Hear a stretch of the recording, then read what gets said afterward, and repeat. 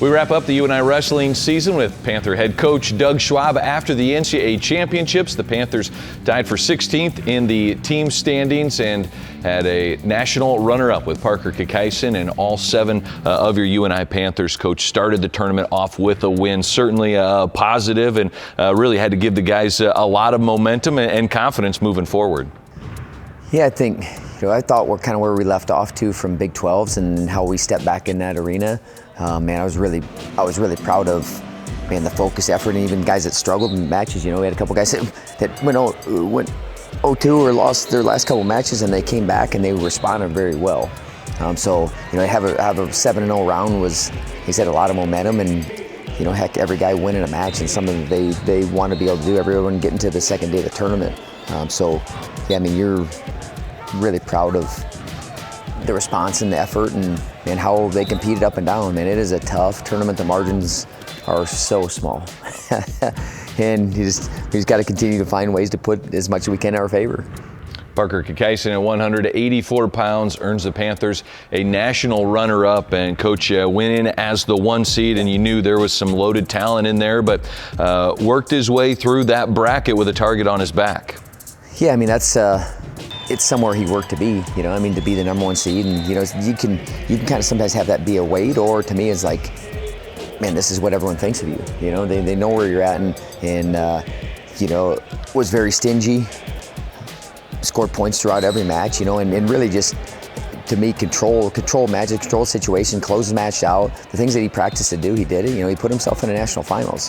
He'd been 3rd the last couple years, so there was a step, in that direction, and getting to wrestle on the big stage. There was 20 guys this year, and he was one of them. And you're already in the smallest of small, and then he's already put himself, to me, solidified himself as one of the best wrestlers in the country, one of the best wrestlers in UNI's history, and he's still got 2 years left.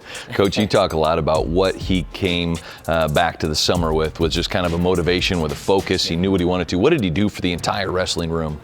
Well, you see what he does daily. You see the amount of work that he puts in, and the desire he has to be great, but also the curiosity that he has to become great in the sport. Always asking questions, learning. I mean, he's one of the last guys, if not the last guy, every single day. He does more than anybody, and you can, well, those things usually coincide pretty well. But I asked him to lead the way in how he competes and lives, and he did it and continues to do it for us.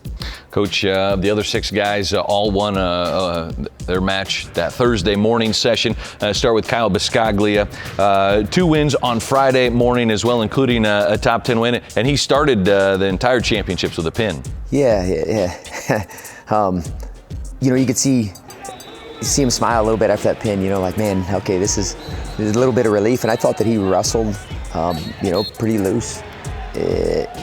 Comparative even to the Big 12s, I think guys learn some lessons about themselves, and that's really all you can ask. He's in the round of 12, to be an All-American, and I know that he's like, man, I don't really have any regrets of what I put into this. And now, did you come up short of some of your goals? Yeah, but that's also part of this thing. You're going to strive to be great, and there's nothing guaranteed that you're going to get those things. And did he want All-American next to his name? Absolutely. He went after everything he had.